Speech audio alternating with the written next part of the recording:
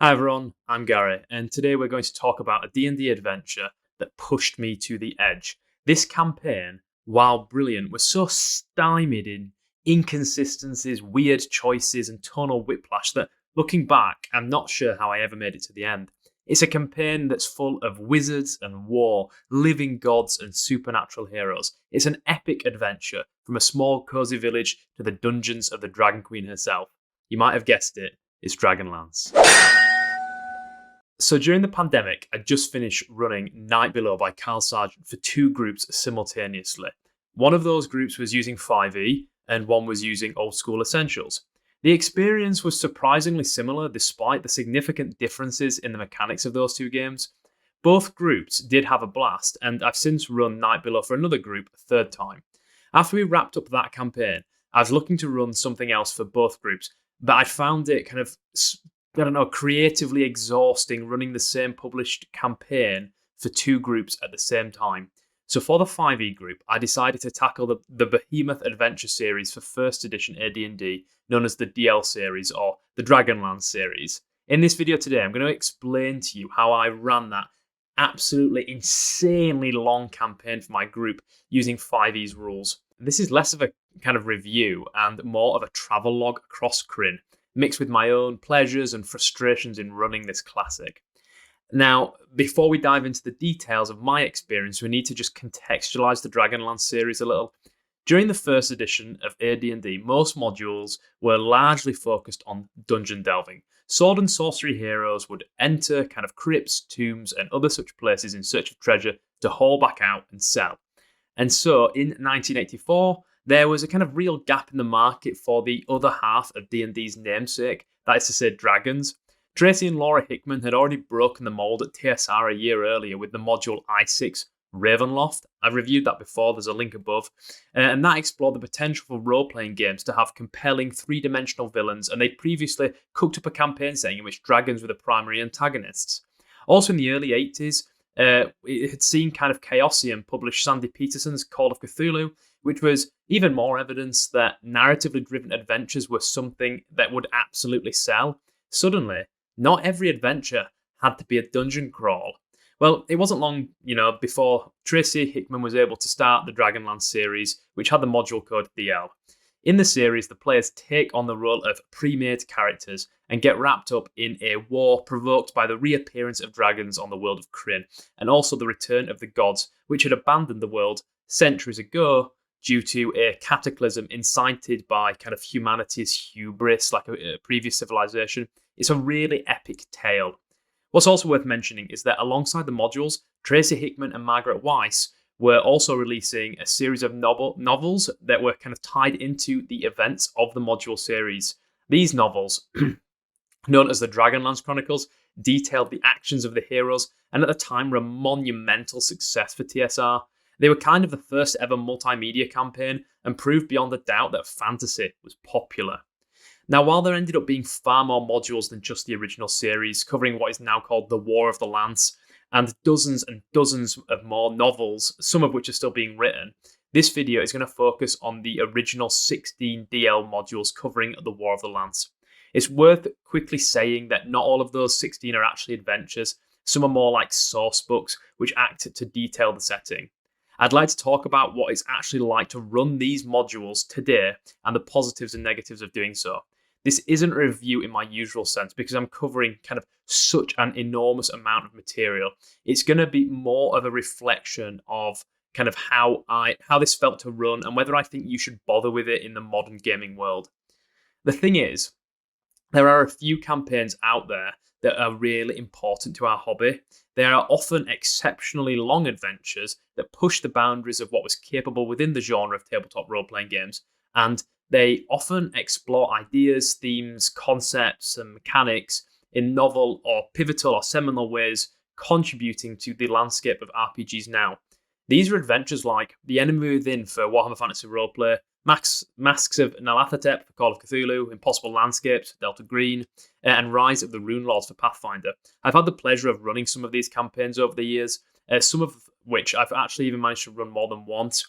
I'm not really sure how many more times my players can stop the machinations of the Purple Hand from The Enemy Within, to be honest. Now, I consider Dragonlance to be one of these campaigns. But unlike the other campaigns in this list that are a bit older, like The Enemy Within, Dragonlance has never really had a definitive director's cut that dealt with the problems that emerge in its original writing. Now, I decided I was going to run this campaign for 5e. The first thing I realised was that, honestly, 5e isn't really a good fit for the campaign. I'm comfortable running different systems, and at the time had done so for many years with other groups. The issue that I had at the time, though, was that I was running online for a group of people that had only played 5e and don't usually play online and were only compelled to do so because of the UK's pandemic lockdown. I knew it would help everyone if dice rolling and character sheet management could be kind of handled by something like Roll20, so that's what I made use of. I also made a couple of adjustments immediately to 5e's core mechanics to help suit the nature of the adventure a little bit better. I knew the party would be facing Draconians, which are sort of like a malicious dragonborn from first level to the end of the campaign, and therefore I decided before the game started that I would implement a hit point limit cap of 2 per level after 8th level for fighter and priest type characters, and 1 per level for magic user and rogue types. And this applies to the non-player characters as well. The players trusted me enough to go with this change, and it didn't really matter, at all as we got into the game. It did mean, though, that I could keep them fighting Draconians up until the end of the campaign, which is what I wanted. I also introduced several new skills and changed them around to better accommodate the needs of this campaign. I've posted up a copy of this character sheet so you can see what I did. With all this preparation complete, I was ready to begin DL1, Dragons of Despair. Now, it's worth letting you know that I had actually read the original Dragonlance Chronicles. I actually have a really deep love for those books. It's part of the reason I wanted to run this campaign. And to hopefully head off any false expectations that I might have, I decided not to use the pre-made heroes that the modules provide, and instead helped my players make characters for themselves that would more naturally fit into the setting and its themes. The Dragonlance campaign begins in a tavern, and the party are quickly pushed to leave by the appearance of effectively some religious extremists, talking about these new gods that are obviously fake. Before long, the party get caught up looking for evidence of the true gods that abandoned the setting of Kryn centuries ago. Their investigations, which largely take on the shape of a hex crawl, lead them to the ruined city of Zaxaroth. It's when running these large set-piece dungeons that this campaign really shines, and there are actually plenty of them. Pretty much every module has one. They're weirdly hype-up Conan-style locations that often culminate in some sort of explosive end that was always appreciated by the players. I adore Hickman's maps, whose isometric style lends everything a sense of height and conveys a really cool sense of space. This is something that is used throughout the Dragonlance campaign, and is something that Hickman had successfully used before in Ravenloft. I did a talk through of that module. You can see it if you click in the top right now. The only issue with that is that isometric maps don't easily convert to online tabletop play when maps are needed for kind of tactical combat, so I had to do a lot of that legwork myself. Now, the whole campaign largely uses this format with every module, including a bit of exploration, maybe a little bit of investigation, and then the exploration of one or more large dungeons, which are presented in this manner. Some of the real highlights for me were these dungeons, the dungeons of Pax Tharkas, Icewall Castle, and the lair of the Necromancer Lord Fistandantalus, a huge skull-shaped mountain appropriately named Skullcap. However, outside of this rather broad style, the modules vary greatly in the implied systems that they deploy. Many are hex crawl style wilderness romps with a mixture of both random and semi-random, and even scripted encounters that trigger when characters do certain things. The modules do suffer from the lack of experience that D&D, like the D&D team, TSR, had at writing these sorts of adventure path type campaigns in the mid-80s, with some subsystems being introduced in one module only to be dropped or totally ignored or changed to something that does the same thing in later modules. For example, in DL4, Dragons of Hope, the party must lead a group of prisoners they've released from a Dragon High Lord's dungeon through a mountainous region towards safety. There's a really involved system described for tracking the refugees' morale and food and other resources. But when I ran this, I just ended up hand-waving this subsystem and implementing a kind of much simpler homebrew one in order to just keep the game moving. This module, which I actually really enjoyed, saw the players wandering these forlorn regions which were littered with great dwarven war machines. but it offered the players practically no written way into the next module. It was only my own sort of prudence as an experienced game master in checking the modules to see where they were kind of heading in order to be able to signpost future adventures that kind of rescued this. And this is where the primary issue with the series comes from. In having so many adventures, 14-ish in total, the game master finds themselves having to read and prep in an environment of what I want to call extreme compartmentalization, having to constantly end one element and introduce something totally new. It doesn't really work, in all honesty, because it's hard as ever to account for player agency without effectively railroading the players in the direction of the module. This is honestly something that I grew to dislike over the course of the DL series, and something I'll come to in a moment in a bit more detail. Now, as I mentioned earlier, I'd already read the Dragonlance Chronicles and had a love of those original characters and stories. Those novels hold up. I'd read them if you can get them. They've just come back into print. Heck, those original characters were actually really formative for me as a teen. Goldmoon and Riverwind, Tanis Half-Elven and Raistlin, Raistlin, are a group that are forever etched on my soul. The players were interacting with many of these characters as NPCs, and I have to say that for the most part, they did absolutely love them. Fizban, the wandering wizard who turns out to be the supreme god of good on Krynn, was a character that was absolutely and totally universally adored by the players throughout the campaign. Similarly, the secondary antagonist of the first act is Viewmaster Toad, or Turda, I don't know how you pronounce that, I just said Toad. This creepy little guy. My players hated him. They had the opportunity later in the campaign to exact vengeance on him, and they broke into his residence and force-fed him shrinking potions, keeping him in a bottle until the end of the campaign. Just great. But having this previous experience of this series' main narrative was another difficulty for me. I was determined that my players would not just retrace the steps of the characters in the novels, especially if they didn't want to. This pushed me into a really tricky situation at the beginning of the second act of the campaign, which occurs at the beginning of DL6 Dragons of Ice. The party are in a crumbling, classically styled city called Tarsis, searching through an ancient library, sort of styled after the Great Library of Alexandria. While in Tarsis, the dragons attack. The city descends into panic, and in the chaos, the party have to try and escape. Now, wizards on Krynn have their morality visible in their robes, with good wizards wearing white, neutral wizards wearing red, and evil wizards wearing black. As Tarsis was burning and in the panicked streets, the party was struggling to get their wagon through the press of people. Their gnomish artificer, played by my friend Natalie, was really badly injured by fragments of broken masonry as the dragons swooped down and burnt everything, and their line of escape was really narrowing.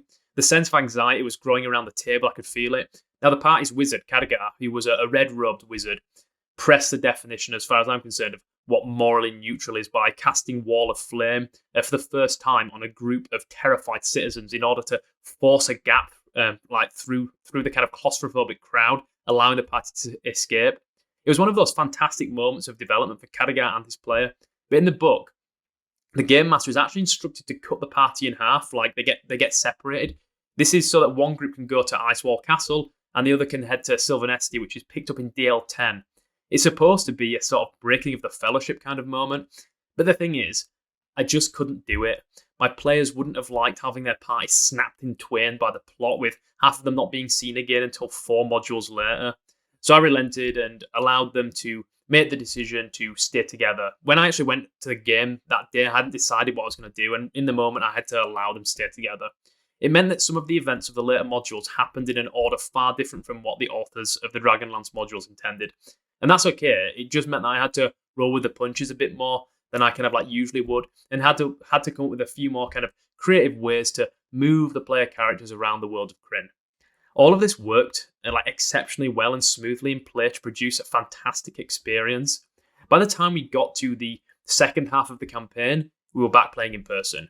It meant I got to break one of my own rules and run mass combat using dozens of tokens and miniatures at the climax of the second act of the campaign, when the dragon armies storm the High Clarist's Tower, which is this fortress tower outside the city of Palanthas. The campaign culminates in the players rushing to Naraka to rescue an NPC who has been kidnapped by the Dragon High Lords and who is set to be sacrificed to the Dragon Queen herself. In the original novels, this is a character called Lorana, who is, to be honest with you, like the protagonist of the second book. However, in my campaign, Lorana has kind of like faded into the background after the first act, and her role as the general of the Knights of Solamnia had been superseded by one of my player characters, Sigrun, a step barbarian being run by my friend Gina. When we got to this portion of the campaign, I swapped Lorana out for Goldmoon, who is another one of the book's main characters. The difference being that in my campaign, Goldmoon and her husband Riverwind had been travelling with the party since pretty much the first session. I think they did meet her in the first session. It was a fine, explosive end to the campaign in which Fizban revealed himself to be Paladin, and the party were able to rescue Goldmoon and drive back the forces of the Queen of Dragons for good. So I come to what I think is the big question, the big kind of like thesis for this video. Should you run this now? And if you do, what advice would I give you? The rather unhelpful answer is that it depends. I didn't run this campaign as it was intended to be run. I didn't use first edition AD&D, and I didn't use the pre-made characters.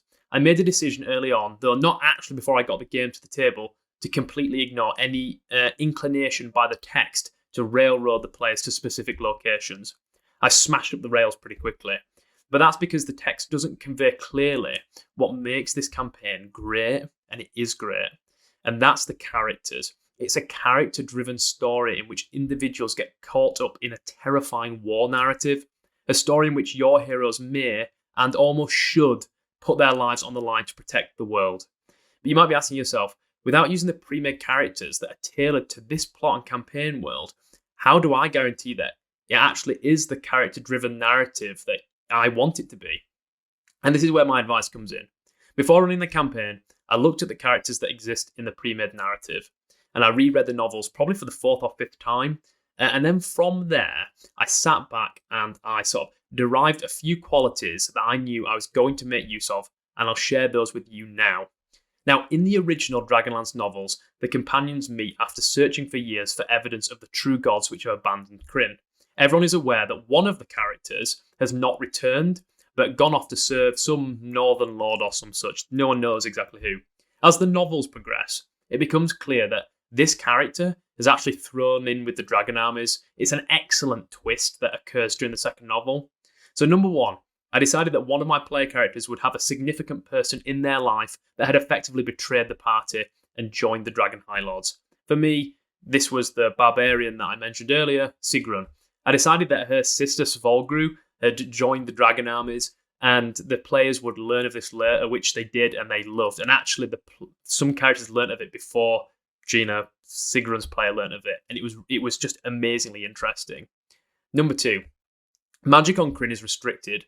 Characters who wish to cast high-level spells must pass a kind of grueling trial called the Test of High Sorcery. In the novels, Raistlin the Wizard has already done this at the start of the books, and the process has left his body shattered.